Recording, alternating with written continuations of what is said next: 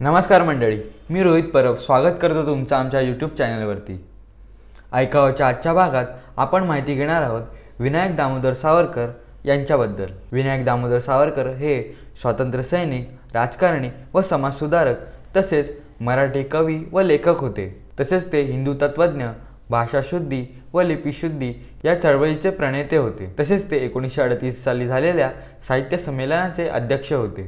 तसेच ते हिंदुत्व संकल्पनेचे प्रणेते असून हिंदुत्व मांडणारे नेते होते। सावरकरांचा जन्म नाशिक या जिल्ह्यातील भगूर या शहरात झाला। सावरकरांचे प्राथमिक शिक्षण नाशिकमधील शिवाजी विद्यालयामध्ये झाले। ते लहानपणापासूनच अत्यंत बुद्धिमान होते। त्यांचे वक्तृत्व व काव्यरचना यांच्यावर प्रभुत्व होते। तसेच जिव्हा आणि लेखणी ते सारख्याच ताकदीने चालवत। त्यांनी वयाच्या 13व्या वर्षी स्वदेशीचा फटका व स्वातंत्र्याचे स्तोत्र याची रचना करत आपल्या प्रतिभेची साक्ष दिली। चाफेकर बंधूंना फाशी झाल्याचे समजल्यात लहानग्या सावरकरांनी आपली कुलदेवता भगवती समोर देशाच्या स्वातंत्र्यासाठी सशक्त क्रांतीचा केतू उभारून मारिता मारिता मरितो झुजेन अशी शपथ घेतली। मार्च 1901 मध्ये विनायकरावांचे यमुनाबाईंशी लग्न झाले। लग्नानंतर 1902 साली त्यांनी फर्ग्युसन महाविद्यालयात प्रवेश केला। त्यानंतर ते 1906 साली उच्च शिक्षणासाठी लंडनला गेले। राष्ट्रभक्त समूह ही संघटना सावरकरांनी पागे आणि मस्कर या आपल्या साथीदारांच्या साहाय्याने स्थापन केली। मित्रमेळा संघटना ही या गुप्त संघटनेची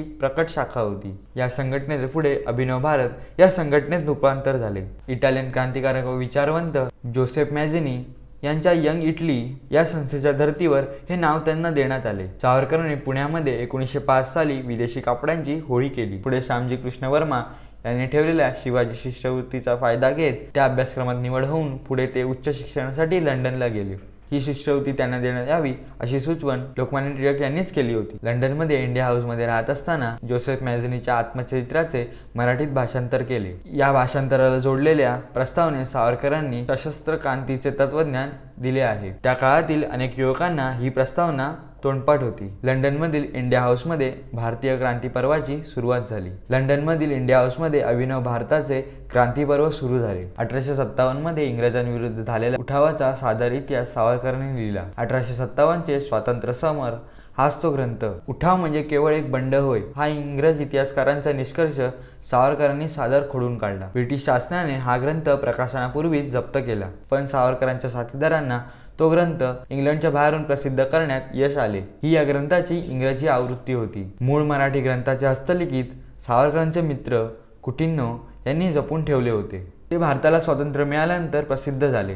राजद्रोहापर लिखाण प्रसिद्ध केल्याबद्दल सावरकरांचे थोरले बंधू बाबाराव सावरकर यांना जन्मठेपेची शिक्षा देऊन काळ्या पाण्यावर धाडण्यात आले। या घटनेचा बदला म्हणून लंडनमध्ये मदनलाल धिंगरा याने कर्जनवालीला गोळ्या घातल्या आणि नंतर नाशिक येथे अनंत कान्हेरे यांनी नाशिकचा जिल्हाधिकारी जॅक्सन याला गोळ्या घालून ठार केले। नाशिकच्या या प्रकरणात वापरण्यात आलेली ब्राउनिंग जातीची पिस्तुले सावरकरांनी पुरवली असा त्यांच्यावर आरोप ठेवण्यात आला। ब्रिटिश सरकारला याचा सुगावा लागताच त्यांनी तात्काळ सावरकरांना अटक केली। समुद्रामार्गे भारतात आणले जात असताना सावरकरांनी फ्रान्सच्या मॉर्सेलिस बेटाजवळ बोटीतून उडी मारली। ब्रिटिशांच्या कैदेतून सुटका करत त्यांनी पोहोच फ्रान्सचा समुद्र किनारा गाठला, पण किनाऱ्यावरील फ्रेंच रक्षकांना त्यांची भाषा समजण्यास कठीण गेले। त्यांना काही कळले नाही। पुढे ब्रिटिश सरकारने त्यांना अटक करून पुन्हा भारतात आणले। त्यांच्यावर खटला भरण्यात आला। त्यांना 2 जन्मठेपांच्या काळ्या पाण्याची शिक्षा देण्यात आली। मॉर्सेलिस येथे उडी मारताना सावरकरांनी सखोल विचार केला होता। 2 देशातील कैदी हस्तांतर किंवा अन्य तत्सम करारांचा मुद्दा त्यांच्या मनात होता। पुढे स्वातंत्र्यवीर सावरकरांना ब्रिटिश सरकारने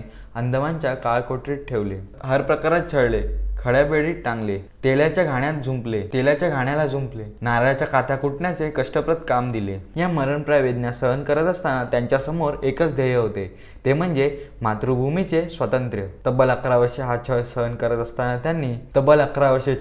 करत असतानाही सावरकरांचे सर्जनशील कवित्व, बंडखोर क्रांतिकारत्व कसुबरही कमी झाले नाही। भावळीच्या काट्याने त्यांनी तुरुंगाच्या भिंतीवर महाकाव्य लिहिली। अंदमानाच्या सुटकेच्या आधीचे जीवन व सुटकेनंतरचे जीवन असे त्यांच्या जीवनाचे महत्त्वाचे 2 भाग पडतात। पहिल्या भागात आक्रमक क्रांतिकारी सावरकर, क्रांतिकारकांचे प्रेरणास्थान सावरकर, धगधगते लेखन करणारे सावरकर असे त्यांचे रूप दिसते। तर त्यांच्या जीवनाच्या दुसऱ्या भागात समाज क्रांतिकारक सावरकर, हिंदू संघटक सावरकर, भाषाशुद्धी चळवळ चालवणारे व श्रेष्ठ साहित्यिक सावरकर, समाजात प्रेरणा निर्माण करणारे वक्ते सावरकर, विज्ञान निष्ठेचा प्रचार करणारे सावरकर आणि हिंदू धर्म आधुनिक स्वरूपात मांडण्याचा प्रयत्न करणारे तत्त्वज्ञ व विचारवंत सावरकर अशा अनेक स्वरूपात हे समाजासमोर आलेले दिसतात। अंदमानातून सुटका झाल्यानंतर सावरकरांना ब्रिटिशांनी रत्नागिरीत स्थानबद्ध केले।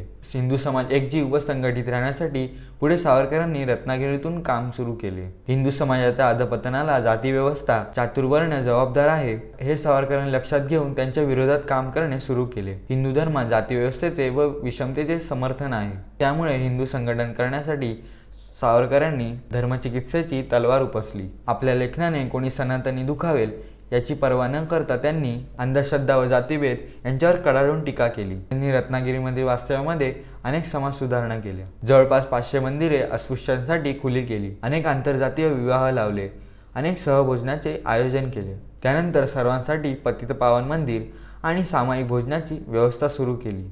जातीभेद तोडण्यासाठी सहभोजनाचा धडाका उडवून दिला। रत्नागिरी सावरकर सुमारे 13 वर्ष स्थानबद्ध होते। 1937 पासून पुढे 7 वर्षे त्यांनी हिंदू महासभेचे अध्यक्षपद भूषवले। झंझावाती दौरे, मोठमोठ्या सभा, हिंदू सैन्य भरती, रॉयल सभेची स्थापना अशा अनेक प्रकारे त्यांनी हिंदू सभेचे काम पाहिले। त्यांनी आधुनिक विचारधारणेप्रमाणे बुद्धिवाद व विज्ञाननिष्ठा यांची कास धरून हिंदू धर्मात समाज सुधारणा करण्याचा प्रयत्न केला। एक क्रांतिकारी, ज्वलंत साहित्यिक, समाजसुधारक, हिंदू संघटक या पैलूंसह स्वातंत्र्यवीर सावरकरांनी भारतीय समाज ढवळून काढला। स्वातंत्र्य लढ्यात अभूतपूर्व योगदान दिले। फाळणीला व तत्कालीन काँग्रेसच्या धोरणाला त्यांनी प्रखर विरोध केला। स्वातंत्र्य लढ्यानंतरही सीमांची सुरक्षा, सैनिकांची संख्या वाढवणे, शस्त्रसज्जता अशा अनेक गोष्टींकडे त्यांचा कल होता। वीर सावरकरांनी 10,000 पेक्षा जास्त पाने मराठीत तर 1,500 पेक्षा जास्त पाने इंग्रजीत लिहिली। फारच थोड्या मराठी लेखकांनी एवढे मौलिक लिखाण केले असेल। त्यांचा सागरा प्रांत तळमळला, हे हिंदू नरसिंहा, प्रभू शिवाजीराजा, जयस्तुते, नानाजीचा पोवाडा या कविता ग्रंथ प्रसिद्ध झाल्या। या कविता प्रचंड लोकप्रिय आहेत। सागरा प्रांत तळमळला या कवितेला 2009 साली 100 वर्ष पूर्ण झाली। सावरकर हे इतिहास घडवणारे इतिहासकार होते। त्यांच्या शिखांचा इतिहास अप्रकाशित राहिला। सावरकरांनी विचार प्रवर्तनाबरोबरच भाषाशुद्धीचे प्रत्यक्ष कार्य केले। बोलपट, नेपथ्य, वेशभूषा, दिग्दर्शक, प्राचार्य, प्राध्यापक, मुख्याध्यापक, शस्त्रसंधी, कीलक राष्ट्र, टपाल, दूरध्वनी, नभोवाणी, अर्थसंकल्प, ध्वनिक्षेपक, विधिमंडळ, परीक्षक, तारण, संचलन, गतिमान, नेतृत्व, क्रीडांगण, सेवानिवृत्ती वेतन, महापौर, हुतात्मा, उपस्थित असे शतावधी समर्पक शब्द सावरकरांनी सुचवले। सुमारे 60 वर्ष सावरकरांनी स्वतंत्र व सुराज्य यासाठी अथक प्रयत्न केले। 1966 मध्ये वयाच्या 83व्या वर्षी त्यांनी प्रायोपवेशनाचा निर्णय घेतला। 1 फेब्रुवारी 1966 मध्ये त्यांनी अन्न, पाणी व औषधे यांचा त्याग केला। अन्नत्याग केल्यानंतर 16 फेब्रुवारी 1966 मध्ये त्यांचे प्राण पंचतत्वात विलीन झाले। आजही त्यांच्या तेजस्वी विचारांची ऊब कायम आहे। सावरकरांना स्वातंत्र्यवीर सावरकर अशी उपाधी प्रल्हाद केशवत्रे यांनी दिली होती। आज स्वातंत्र्यवीर सावरकरांना जयंतीनिमित्त विनम्र अभिवादन। तुम्हाला हा व्हिडिओ कसा वाटला हे नक्की कमेंट करून सांगा। व्हिडिओला लाईक करा, शेअर करा आणि हो, आमच्या चॅनलला सबस्क्राईब करायला विसरू नका।